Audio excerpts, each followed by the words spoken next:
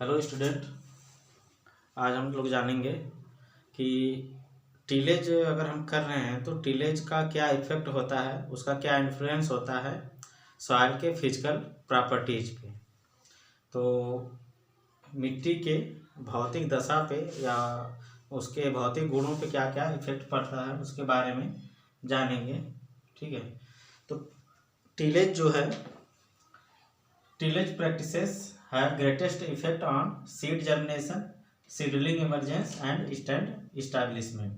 अगर टीलेज अच्छे से हुआ है तो क्या होगा कि सीड का जर्मिनेशन तो अच्छे से हो जाएगा, साथ ही साथ जो है सीडलिंग का यानी कि पौधों का इमरजेंस भी अच्छा होगा, वो अच्छे से जो है मिट्टी की सतह से ऊपर भी आएंगे और साथ ही साथ जो है पौधा अच्छी तरह जो वहाँ पे डेवलप भी होगा। ठीक है, स्टैंड इस्टेब्लिशमेंट यानी कि वहाँ पे प्रॉपर तरीके से वो है खड़ा हो सकता है, खड़ा रह सकता है।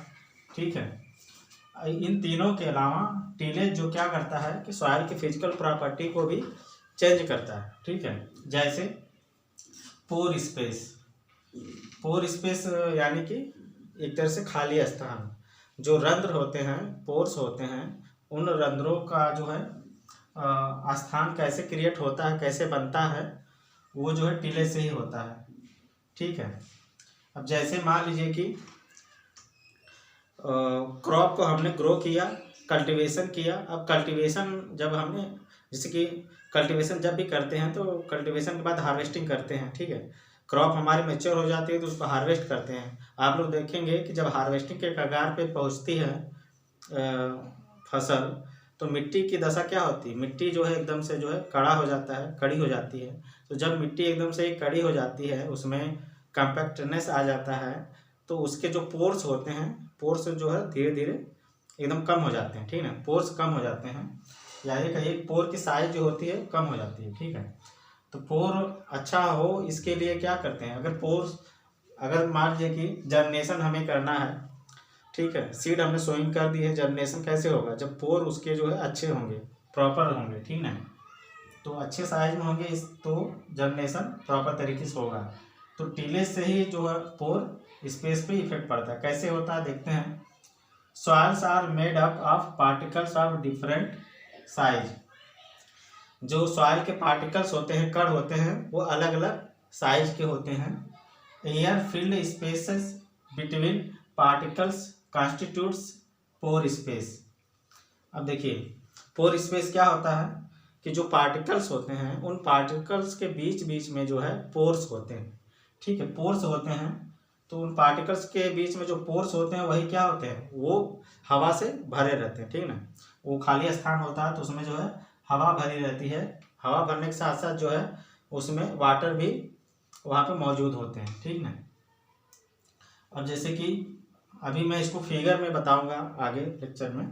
ठीक है, तो अभी इतना जानिए कि air filled space between the particles constitutes pore space, यानी पार्टिकल्स के बीच में जो पोर होते हैं, स्थान होता है, खाली स्थान, वो जो हवा से भरे रहते हैं उसी को पोर स्पेस बोला जाता है। ठीक है, when a field is ploughed the soil particles are loosely stacked in a random manner and pore space is increased. तो क्या होता है कि जब फील्ड की, हम किसी भी सॉइल की या फील्ड की या खेत की जुताई करते हैं, तो जो सॉइल के पार्टिकल्स होते हैं, सॉइल के जो पार्टिकल्स होते हैं वो लूजली जो है क्या हो जाते हैं, लूज हो जाते हैं, ढीला हो जाते हैं, मिट्टी भुरभुरी हो जाती है। ठीक ना, stacked in a random manner, और वो जो है एक रैंडमली जो है एक एक रैंडम, जब हम टिलेज करते हैं या प्लोइंग करते हैं तो क्या होता है कि कुछ डेप्थ तक, जितने डेप्थ तक, मान लीजिए कि हमने 25 सेंटीमीटर तक या 30 सेंटीमीटर तक या 20 सेंटीमीटर तक हमने जुताई की है, तो उतनी सॉइल क्या होगी कि भुरभुरी हो जाएगी। ठीक है, मान लीजिए कि ये सॉइल सरफेस है और ये 20 सेंटीमीटर है। ठीक ना, तो इतनी जो सॉइल है वो भुरभुरी हो जाएगी और एक अच्छे मैनर में एक अच्छे मैनर में वो क्या हो जाएगी, वहाँ पे सॉइल सरफेस पे रहेगी। ठीक है, और वो पूरी तरह लूज रहेगा, ढीला रहेगा। तो जब ढीला रहेगा, लूज हो जाएगी मिट्टी, तो उसके पोर स्पेस जो होते हैं, खाली स्थान जो होते हैं, वो खुल जाएंगे, वो बढ़ जाएंगे। ठीक है, पोर स्पेस इज इंक्रीज्ड। अब देखिए, when soil is good tilth the capillary and non capillary pore would be रफली इक्वल। क्या होता है कि जो गुड टिल्थ यानी कि टीलेज से हम टीलेज जब होगी तो कंडीशन भुरभुरी हो जाएगी सॉइल की, तो उसको हम गुड टिल्थ बोलेंगे। ठीक है, तो गुड टिल्थ जब हम बोलेंगे तो गुड टिल्थ का मतलब यही होता है कि जो कैपिलरी, अब capillary and non capillary pore. Capillary क्या है कि जो मिट्टी के जो ढेले होते हैं, मिट्टी के ढेले में जो क्या होता है, छोटे छोटे माइक्रो पोर्स होते हैं। उन पोर्स में जो है क्या होता है, एयर भरी रहती है, एयर भरी रहती है और मॉइस्चर भी उसी से ऊपर को बढ़ता है। ठीक है, तो कैपिलरी जो होता है, कैपिलरी वाटर जो होता है या कैपिलरी मॉइस्चर जो होता है, वही जो है प्लांट को मिलता है। तो मिट्टी में जो है कैपिलरी और नॉन कैपिलरी दोनों तरीके के जो स्थान होते हैं। ठीक है, और वो दोनों क्या होते हैं, रफली इक्वल, एक जैसे होते हैं। ठीक है, तो इससे क्या होता है कि this facilities free movement of air and moisture in the soil and increases infiltration. तो जब कैपिलरी और नॉन कैपिलरी दोनों इक्वल हो जाएगा स्पेस, तो वहाँ पे जो है हवा का एक जगह से दूसरे स्थान पे आसानी से हवा का भी मूवमेंट होगा। इसके बाद जो है वाटर का भी उसमें मूवमेंट अच्छे से होगा।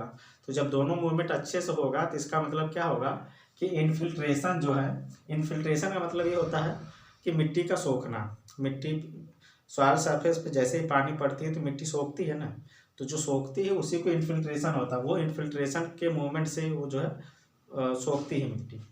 तो जब पोर्स जो होते हैं, खाली स्थान होते हैं, उसमें जो कैपिलरी और नॉन कैपिलरी दोनों तरीके का स्थान जब लगभग बराबर हो जाएंगे, तो वहाँ पे एयर और मॉइस्चर दोनों का मूवमेंट जो है प्रॉपर तरीके से होगा। ठीक ना, मॉइस्चर का दोनों होगा, तो इससे क्या होगा कि इन्फिल्ट्रेशन यानी कि अच्छी है। तो इन्फिल्ट्रेशन अच्छी रहेगी तो क्या हो, मैक्सिमम वाटर जो है उसमें ऑब्जर्व होंगे, अवशोषण होगा मैक्सिमम वाटर का, जिससे क्या होगा, मॉइस्चर लंबे समय तक हम जो है उपयोग में ला सकते हैं। ठीक है, तो पोर स्पेस जो है हमारा टीलेज से बनता है। ठीक है, ये पहला इफेक्ट हो गया हमारा या इन्फ्लुएंस हो गया। दूसरा देखिए सॉइल स्ट्रक्चर। सॉइल स्ट्रक्चर पे क्या इफेक्ट पड़ता है, देखिए soils with crumbly and granular clots are considered as soils with good structure. तो सॉइल का गुड स्ट्रक्चर हम कब मानेंगे कि जब उसका जो है जो क्लॉट्स होते हैं, ये देखिए क्लॉट्स यानी कि उसको एक आप जो है सॉइल का पार्ट मान लीजिए, या फिर ढेले जो होते हैं उस ढेले को ही क्लॉट्स बोलते हैं। ठीक है, तो अब जो है अगर मान लीजिए मिट्टी बहुत भुरभुरी है, मिट्टी बहुत ज़्यादा भुरभुरी है, टीलेज बहुत अच्छा हुआ है, तो क्या होगा कि वो जो है क्लॉट्स जो होते हैं वो बारीक बारीक होंगे, तो उसको क्या बोलेंगे, ग्रेनुलर, उसको ग्रेनुलर बोलेंगे। दाने जैसा होगा तो उसको ग्रेनुलर बोलेंगे। इसके बाद दाने से थोड़ा सा हल्का सा बड़ा होगा तो उसको क्रम्बी नेचर बोलते हैं।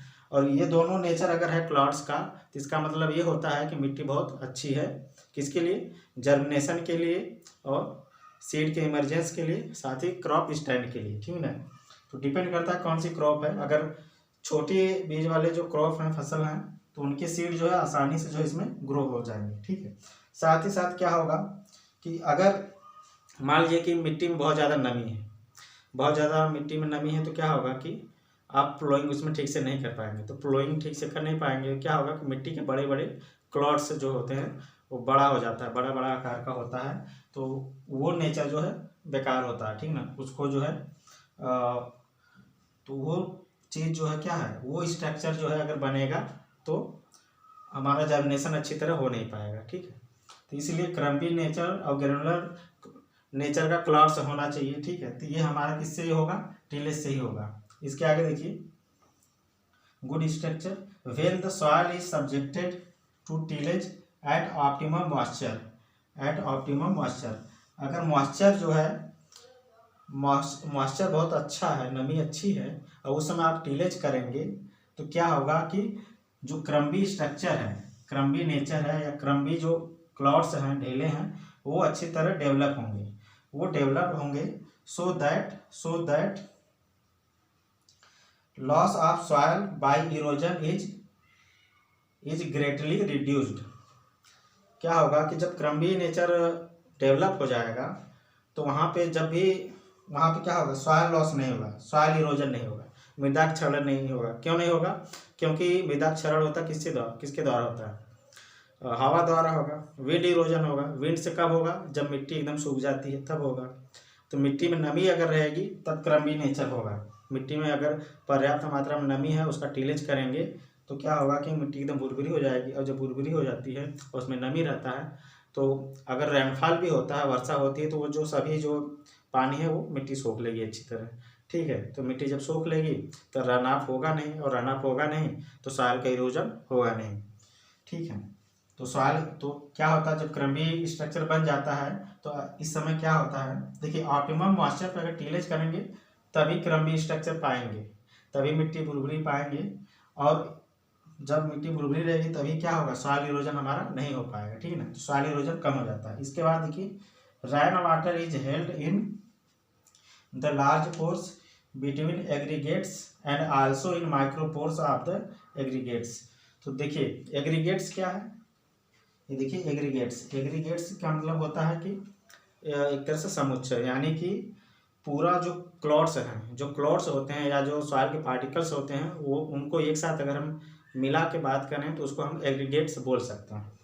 ठीक है, तो उन कणाकारों या उन पार्टिकल्स के बीच में जो पोर्स होते हैं, चाहे वो बड़े पोर्स हों, उसमें भी जो है एयर और मॉइस्चर होगा। इसके अलावा जो माइक्रो पोर्स होते हैं उसमें भी एयर होगा। ठीक है, अब देखिए, लेकिन जो क्या होता है कि जो माइक्रो पोर्स होते हैं उसमें अगर एयर है, इसके अलावा जो है मॉइस्चर है, तो वो हमारे प्लांट के लिए ज़्यादा फायदेमंद होता है। ठीक है, क्योंकि उसमें मैक्सिमम वाटर होल्डिंग कैपेसिटी होती है, वो मैक्सिमम जो है वाटर को होल्ड करते हैं। ठीक है, इसके बाद जो है एक चीज़ और देखिए कि जो 1 mm, देखिए जो सॉइल स्ट्रक्चर की बात हो रही है ना, तो 1 mm टू 5 mm, यानी कि 1 mm से 5 mm का जो साइज होता है पार्टिकल्स के, ठीक ना, वो जो एग्रीगेट्स के होते हैं साइज, वो बेस्ट होता है किसके लिए, वो बेस्ट स्ट्रक्चर माना जाता है, सॉइल का स्ट्रक्चर माना जाता है, और उसमें जो है जर्मिनेशन और क्रॉप स्टैंड अच्छा होता है। ठीक है, नंबर 3 देखिए,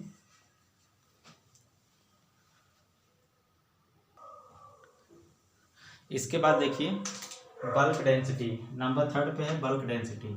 तो टिलेज का बल्क डेंसिटी पे क्या इफेक्ट पड़ता है, when the soil is loosened the soil volume increases without any effect on wait.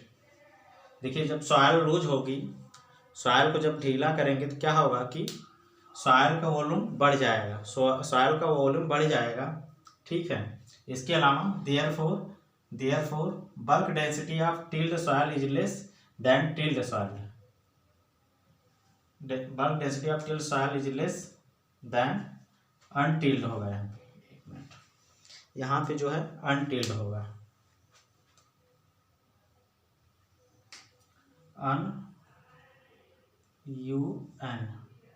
अनटिल्ड, यानी कि जिसमें जुताई नहीं हुई है, वो सॉइल उस सॉइल के कंपैरिजन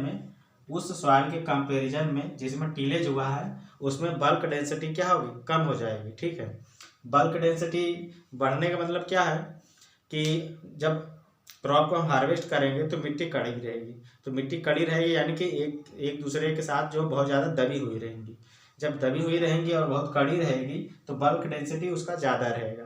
ठीक है, लेकिन जब उसमें हम टिलेज कर देंगे तो बल्क डेंसिटी क्या हो जाएगी, पोर स्पेस बड़े हो जाएंगे, सॉइल जो है लूज हो जाएगी, तो क्या हो जाएगा कि बल्क डेंसिटी जो है कम हो जाएगी। ठीक है ना, बल्क डेंसिटी यानी कि mass of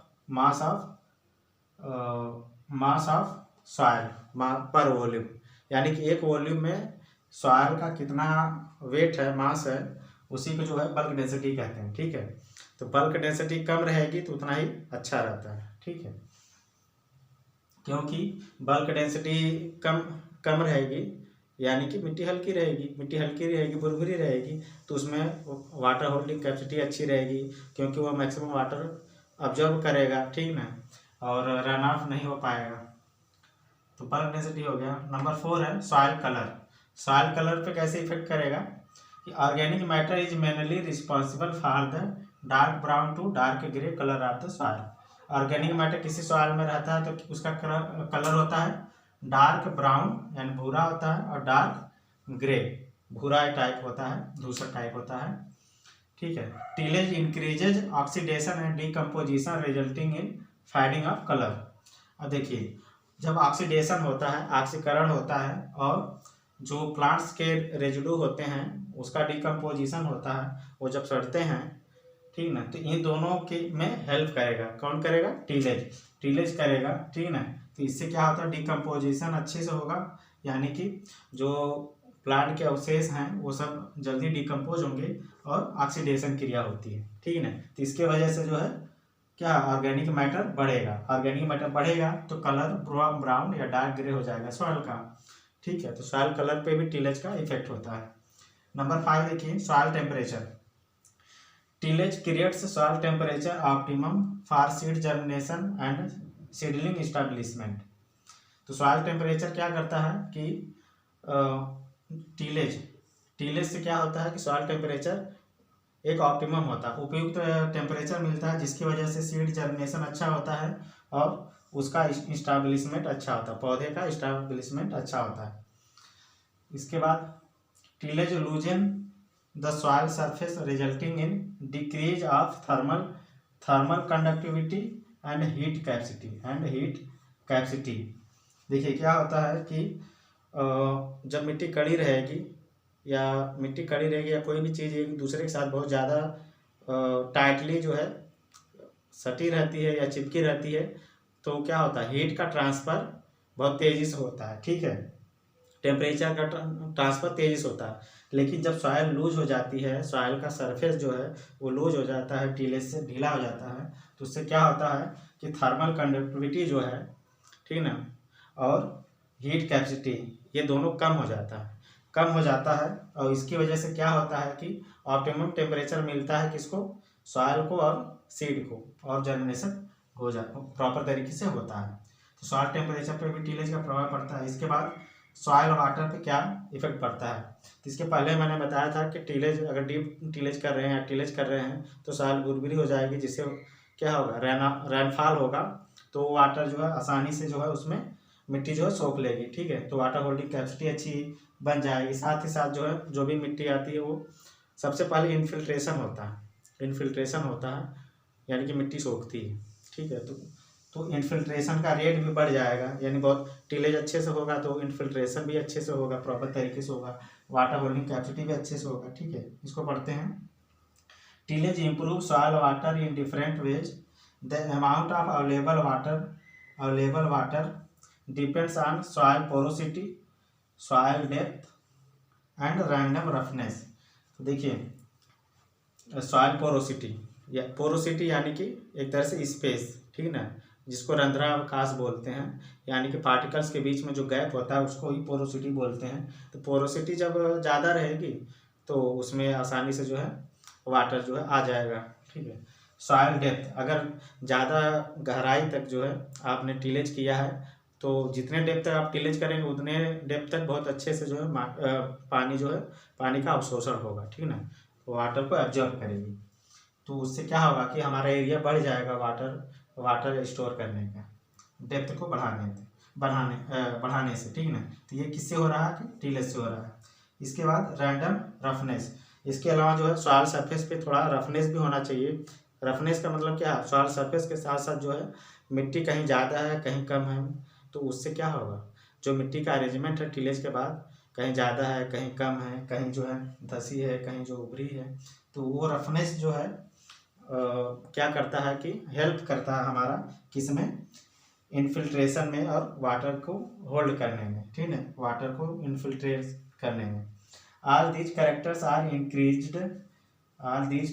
increased by tillage, and tillage also increase rate of infiltration बढ़ा देगा, वाटर होल्डिंग कैपेसिटी बढ़ा देगा, ठीक है। इसके बाद हाइड्रोलिक कंडक्टिविटी, यानी कि पानी कैसे जाता है, पानी जो होता है वो गुरुत्वीय बल से, ग्रेविटेशनल फोर्स से जो है वो नीचे से और ऊपर से जो है नीचे की तरफ आता है, ठीक ना। तो वो जो हाइड्रोलिक कंडक्टिविटी है, पानी के चलने की जो वो है एक तरह से स्पीड है, ठीक है ना, वो जो है बढ़ जाती है। ठीक है, तो उससे क्या होगा कि आसानी से जो है मिट्टी में पानी का जमा हो जाता है या उसका अवशोषण हो जाता है। ठीक है, तो ये सारे कैरेक्टर हैं। तो आप लोग देख सकते हैं कि इसके पहले मैंने बताया था कि कैसे जो है टीलेज के ऑब्जेक्टिव से जितने हैं उसको आप टीलेज का क्या मतलब फ़ायदा है या उसका एडवांटेज क्या है या मेरिट्स क्या हैं उसके, वो सब आप उसमें लिख सकते हैं। साथ साथ ये जितना मैंने जो इन्फ्लुएंस कर रहा है टीलेज सॉइल फिजिकल प्रॉपर्टीज पे टीलेज के एडवांटेज में, इसको भी आप लोग लिख सकते हैं। ठीक है, बाकी thank you so much for watching.